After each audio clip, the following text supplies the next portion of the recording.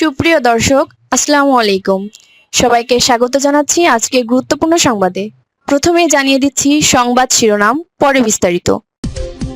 বিএনপুর মনোনয়ন প্রত্যাহারের দাবিতে এক্সপ্রেসওয়ে ও ঢাকা-বরিশাল মহাসড়ক অবরোধ। এদিকে খালেদা জিয়ার জন্য মঙ্গলবার ঢাকায় আসার অনুমতি চেয়েছে এয়ার অ্যাম্বুলেন্স। এরপর থাকছে শারজিস আলমকে অবাঞ্ছিত ঘোষণা। সর্বশেষ, আগামী নির্বাচন কোনোভাবেই ঝুঁকিতে ফেলা যাবে না, সাইফুল হক। শুনছিলেন সংবাদ শিরোনাম, এখন বিস্তারিত। তার আগে ছোট্ট একটি আবেদন। একবার চোখ বন্ধ করে ভাবুন তো, যে দেশ একসময় নিজের টাকায় পদ্মা সেতু বানিয়েছিল, যে দেশ প্রথমবারের মতো মেট্রো রেল, বিদ্যুৎ, ডিজিটাল কানেকশন পেয়েছিল, সেই সময়টার নাম শেখ হাসিনা যুগ। হ্যাঁ, হয়তো সমালোচনা ছিল, কিন্তু তখন ছিল উন্নয়ন, ছিল দিক নির্দেশনা, ছিল আশা। আর এখন ইউনূস সরকারের নামে চলছে নতুন অধ্যায়। বলা হয় তারা আনছে গণতন্ত্র, বাকস্বাধীনতা, ভোটাধিকার। তবে প্রশ্ন থেকে যায়, উন্নয়ন না স্বাধীনতা, কোনটা আজ আপনার কাছে বেশি গুরুত্বপূর্ণ? যদি আপনি মনে করেন শেখ হাসিনার সময়টাই ছিল ভালো, তাহলে নিচে লিখুন, জয় বাংলা, জয় বঙ্গবন্ধু, শেখ হাসিনাকে আবারও চাই।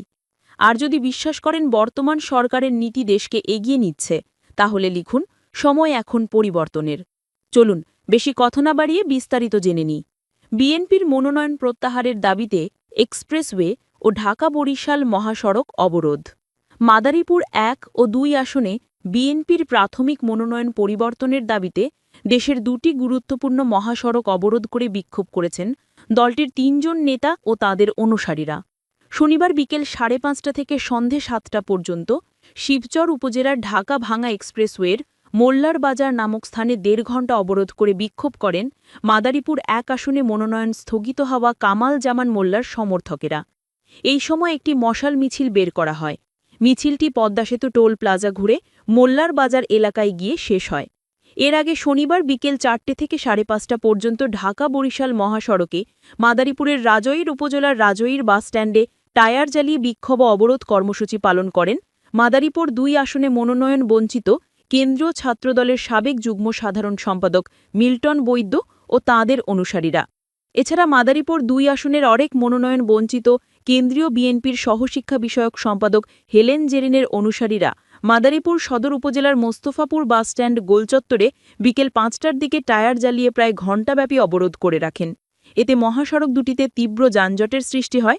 এতে চরম দুর্ভোগে পড়েন সাধারণ যাত্রী ও পরিবহন শ্রমিকরা। দলীয় নেতাকর্মী ও স্থানীয় সূত্রে জানা গেছে, গত ৩ নভেম্বর মাদারীপুর ১ আসনে বিএনপির মনোনয়ন দেওয়া হয় কামাল জামান মোল্লাকে। একদিন পরই অনিবার্য কারণে বিএনপির কেন্দ্রীয় কমিটি থেকে তার মনোনয়ন স্থগিত রাখা হয়। সর্বশেষ গত বৃহস্পতিবার বিকেল রাজধানী গুলশানে বিএনপির চেয়ারপারসনের কার্যালয়ে সংবাদ সম্মেলনে দলের মহাসচিব মির্জা ফখরুল আলমগীর ৩৬টি আসনে দলীয় প্রার্থীর নাম ঘোষণা করেন। এদিন মাদারীপুর ১ আসনে বিএনপি স্থগিতাদেশ পাওয়া কামাল জামান মোল্লার পরিবর্তে জেলা বিএনপির সদস্য শিবচর উপজেলা বিএনপি যুগ্ম আহ্বায়ক নাদিরা চৌধুরীকে মনোনয়ন দেওয়া হয়। মাদারীপুর ২ আসনে মনোনয়ন দেওয়া হয় জেলা বিএনপি সদস্য সচিব জাহানদার আলী জাহানকে। কামাল জামান মোল্লাকে পুনরায় মনোনয়ন ফিরিয়ে দিতে তাঁর সমর্থকেরা শনিবার বিকেল ৫:৩০টার দিকে ঢাকা-ভাঙা এক্সপ্রেসওয়েতে মশাল মিছিল করে সড়ক অবরোধ করে রাখে। প্রায় ১.৫ ঘণ্টার পর ৩ দিনের আলটিমেটাম দিয়ে অবরোধ প্রত্যাহার করেন বিক্ষুব্ধরা। এই সময় ১.৫ ঘণ্টা এক্সপ্রেসওয়েতে যানবাহন চলাচল বন্ধ থাকে। এই সময় শত শত যানবাহন আটকে পড়া এক্সপ্রেসওয়ের উভয় লেনে। এতে চরম দুর্ভোগের শিকার হন সাধারণ যাত্রী ও পরিবহন শ্রমিকরা। বিক্ষোভে বক্তারা বলেন, শিবচরে বিএনপি নেতা কামাল জামান মোল্লা একজন জনপ্রিয় নেতা, তার মনোনয়ন স্থগিত করা হয়েছিল। হঠাৎ করে বৃহস্পতিবার অন্য একজনকে মনোনয়ন দেয় বিএনপি। এই মনোনয়ন প্রত্যাহার এবং কামাল জামান মোল্লার মনোনয়ন বহাল রাখার দাবি জানান বক্তারা। শিবচর উপজেলা বিএনপি যুগ্ম আহ্বায়ক শাহজাহান মোল্লা সাজু বলেন, আমরা জামান মোল্লার মনোনয়ন বহাল চাই, কোনো ষড়যন্ত্র মানি না। মনোনয়ন বহাল না রাখলে বড় কর্মসূচি দেওয়া হবে। পাঁচচর হাইওয়ে থানার ভারপ্রাপ্ত ওসি জহিরুল ইসলাম মুঠোফোনে বলেন, বিএনপি নেতা কামাল জামান মোল্লার অনুসারীরা এক্সপ্রেসওয়ে অবরোধ করে বিক্ষোভ কর্মসূচি পালন করেছেন। এ কারণে এক্সপ্রেসওয়েতে ১ ঘণ্টার মতো সব ধরনের যানবাহন চলাচল বন্ধ হয়ে পড়ে। খবর পেয়ে হাইওয়ে পুলিশ ও থানা পুলিশ ঘটনাস্থলে গিয়ে পরিস্থিতি নিয়ন্ত্রণে আনে। বর্তমানে পরিস্থিতি স্বাভাবিক রয়েছে। ঢাকা-বরিশাল মহাসড়কে ৪ কিলোমিটার যানজট।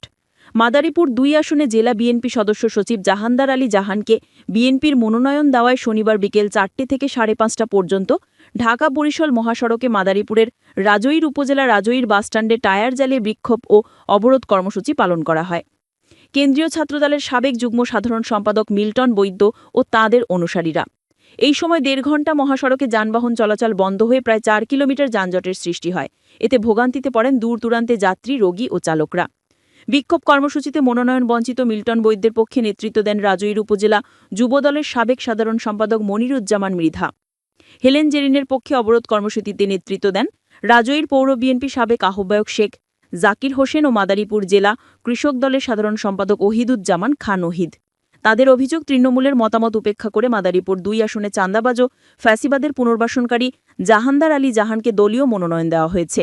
এই সময় দ্রুত মনোনয়ন পরিবর্তন না করা হলে এই আন্দোলন অব্যাহত থাকবে বলেও হুঁশিয়ারি দেন উভয় পক্ষের নেতাকর্মীরা।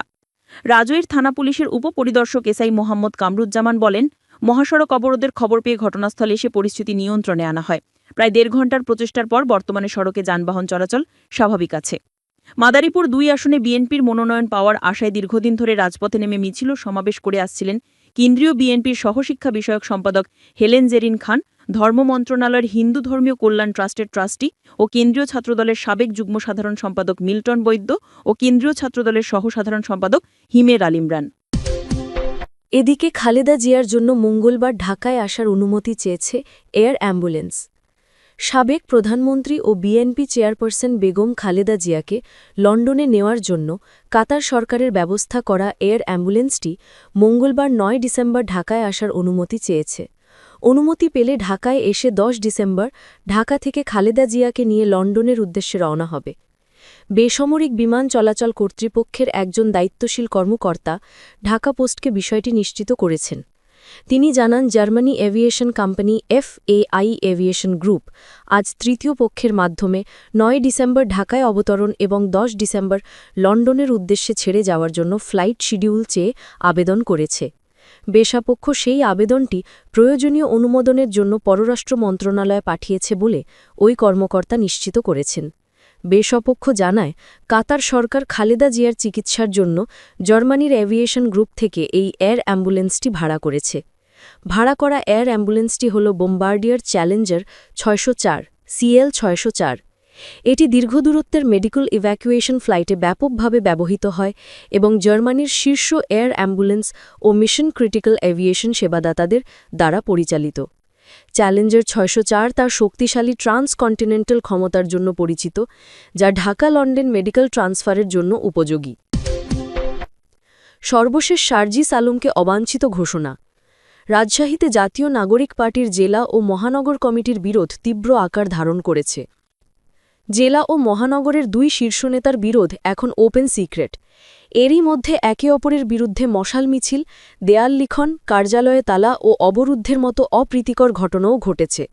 এসবের মধ্যেই এবার এনসিপির উত্তরাঞ্চলে মুখ্য সংগঠক শারজিস আলমকে রাজশাহীতে অবাঞ্ছিত ঘোষণা করা হয়েছে।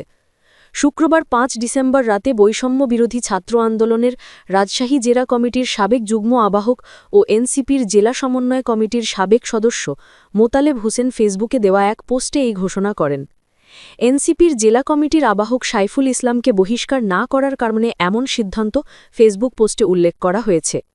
গত ২৯ নভেম্বর সাইফুল ইসলামকে আবাহক করে এনসিপির জেলার আবাহক কমিটি ঘোষণা করা হয়। এর আগে তিনি জেলা সমন্বয় কমিটির যুগ্ম সমন্বয়কারী ছিলেন। তাকে আওয়ামী দোষা আখ্যায়ে একটি পক্ষ মাঠে নেমেছে। মোতালেব হোসেন তার ফেসবুকে লিখেছেন, সাইফুল ইসলামকে এনসিপিতে নিয়ে এসেছে রাজশাহী বিভাগীয় সংগঠক ইমরান ইমন এবং তাকে পদ দিয়েছে এই ইমরান ইমন। আমরা দেখেছি এই ইমরান ইমনের শারজিস আলমের ঘনিষ্ঠ সম্পর্ক রয়েছে। শারজিস আলমকে এই বিষয় বারবার অবগত করার পরেও এই বিষয়ে তার কোনো ভ্রুক্ষেপ নাই। মোতালেব হোসেন যোগ করেন, তার মানে এর সাথে খোদ শারজিস আলম নিজেও জড়িত। রাজশাহীর মাটি থেকে শারজিস আলমকে অবাঞ্ছিত ঘোষণা করা হল। ইনকিলাব জিন্দাবাদ। যোগাযোগ করা হলে মোতালেব হোসেন বলেন, আমরা এখন শারজিস আলমকে অবাঞ্ছিত ঘোষণা করলাম। সাইফুল ইসলামের বিরুদ্ধে ব্যবস্থা নেওয়া না হলে রাজশাহীতে এনসিপিকেই অবাঞ্ছিত করা হবে। বিষয়টি নিয়ে কথা বলতে এনসিপির রাজশাহী বিভাগীয় সংগঠক ইমরান ইমনকে ফোন করা হলেও তিনি কল ধরেননি। আর শারজিস আলমের মোবাইল ফোন বন্ধ পাওয়া গেছে, তাই তাদের বক্তব্য পাওয়া যায়নি।